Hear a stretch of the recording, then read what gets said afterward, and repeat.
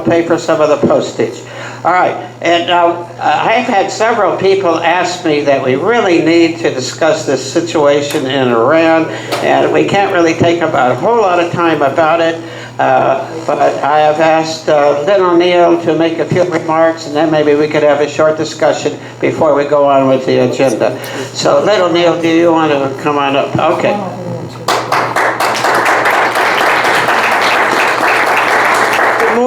Good morning.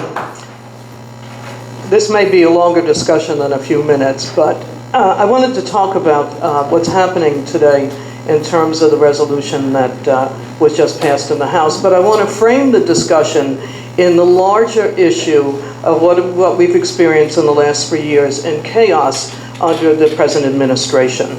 And that is the blurring of jurisdictional lines. Now, Counselor, remember when dinosaurs roamed the earth, our first day in law school, that they give you a chart explaining what jurisdiction is, so that right away, on the start of your career as an attorney, you start to frame the issues out as to who has power to hear what.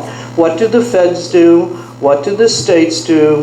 What does this court do? So that it brings order to chaos. Without these clear jurisdictional lines, you descend into mob rule, or almost like a reality TV situation like what we're in now. I feel this, I feel that, without regard for the foundation of our tripart government, which is jurisdiction. So once you blur that, you find yourself in a situation like we do today. Now, at the end of the discussion, we'll talk about the resolution, which is merely a resolution. It's not a bill that has to be signed or vetoed by Trump. It is a political statement to bring some clarity to the confusion that we're having now. But it is part of a wave of confusion. The first blurring of jurisdictional lines was immigration, where suddenly there was federal overreach dictating what was supposed to happen at the state level, which was contrary to every ruling by Justice Scalia.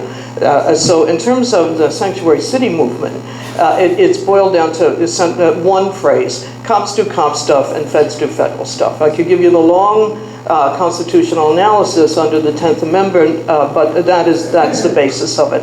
So we saw right from the get-go that the Trump administration was going to engage in federal overreach and come in and boss around not just states, but all the way down to city council level.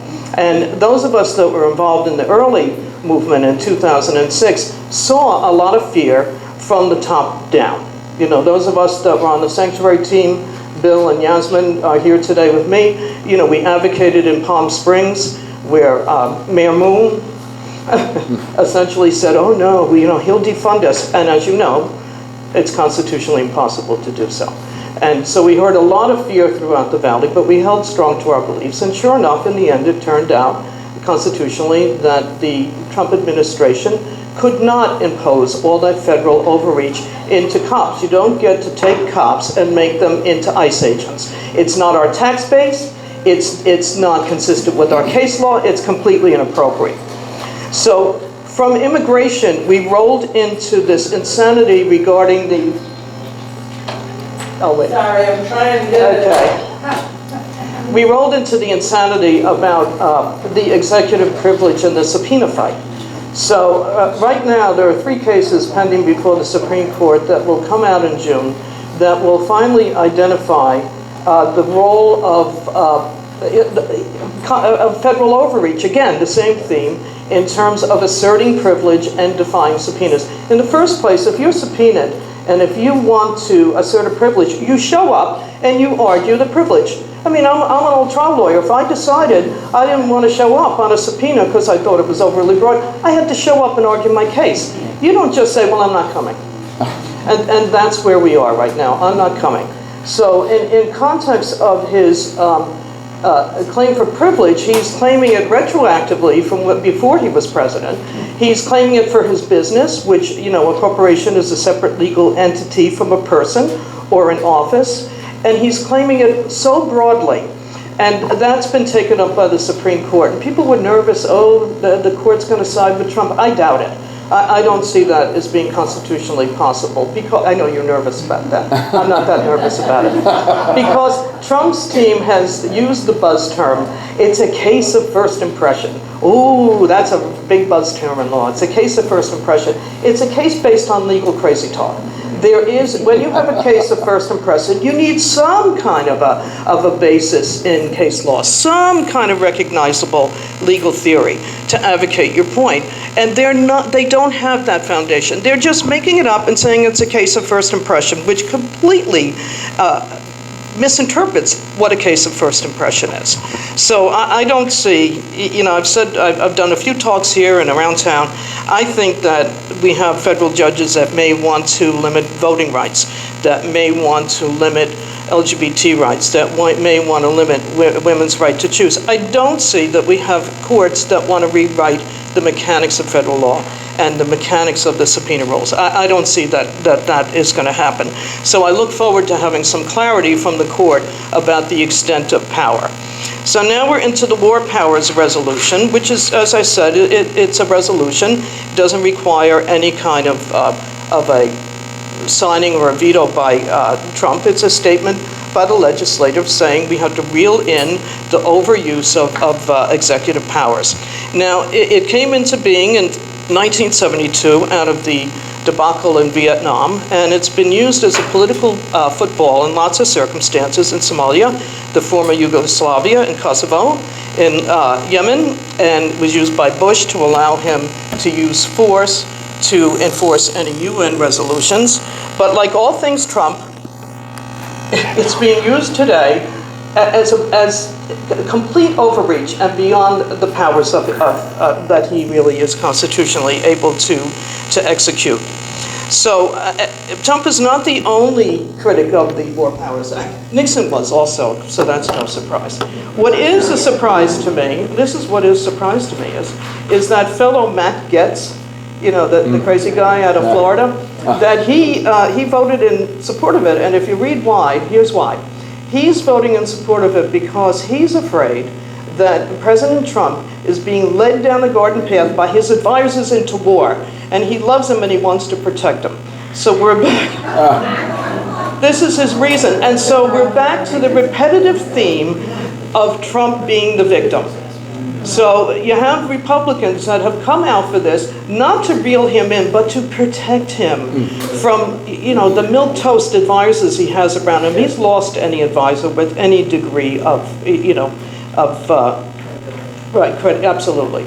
So, of course, on the other side, you have, this very vituperative Republican characters saying that this stand, which is your right to make a resolution. You can make a resolution, and that's a part of your job, is to make a stand if you're part of a legislator about what you think the law should be. And they're calling it a meaningless stand for socialist values. So, and referring to Nancy Pelosi as Crazy Nancy. So here we are again. Anybody have the strength to sit through the hearings, the impeachment hearings? Endless speeches, endless crazy talk, endless name calling, and here we are again in terms of this resolution. So because it's not a bill or a law and it's not appealable, it just becomes an arguing point for both sides. From our point of view, it's sanity. It brings sanity to chaos, like you're overreaching again. From the Republicans' point of view, we're socialist again. So we're even more divided now, as we're coming up on the hearing that is, on the trial that is threatened to start on Monday, without witnesses and without records. Now, that's not a trial. Lawyers will tell you that's not a trial, that's a speech. Trials require records produced under subpoena. Trials require hearing witnesses. It doesn't require speech making. And in fact, if you tried to speech make, the judge will put you down in the clink. So we've now descended into all of the factions have now descended, and we're all lined up, waiting for the trial to begin, waiting to see if the Senate will have a matching resolution. Senator Kaine is trying to get one again, but again, it's just sort of posturing.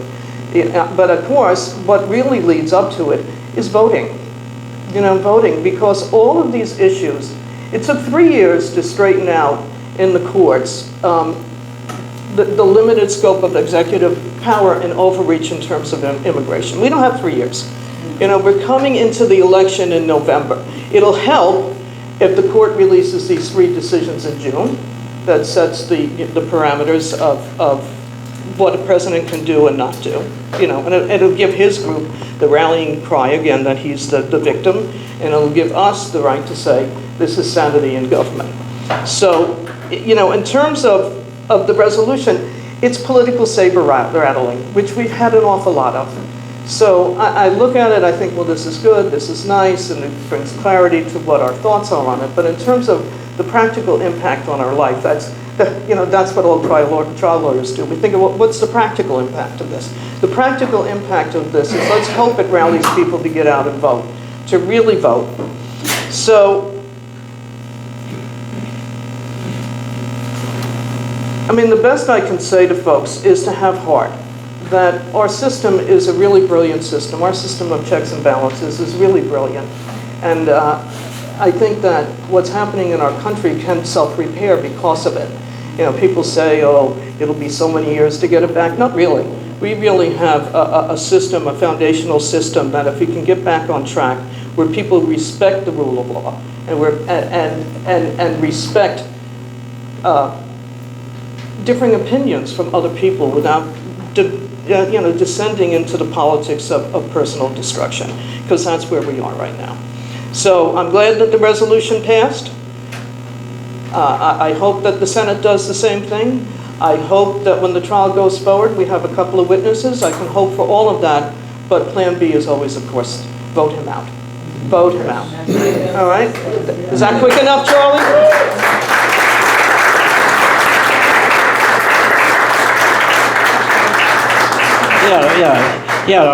Yeah, we've had a couple of very heavy presentations here today, and our heads are spinning, and we really want to thank everybody for it. But rather than having a discussion about this right now, we've got other items, unfortunately, on our agenda. But anyway, thank you very much, Lynn. And since everybody has been sitting, and since I made the faux pas of not having a song or music, I'm going to ask Ray to lead us. You can stay here. Lead us in the pledge, and then you to come on up and lead us in God Bless America. Okay. So instead of all who want to, let's get up. We've been sitting for a half hour listening to all this heavy stuff. Thank you very much. Okay. Ray, where's Ray Cunningham? All right. He is our main veteran. All you veterans.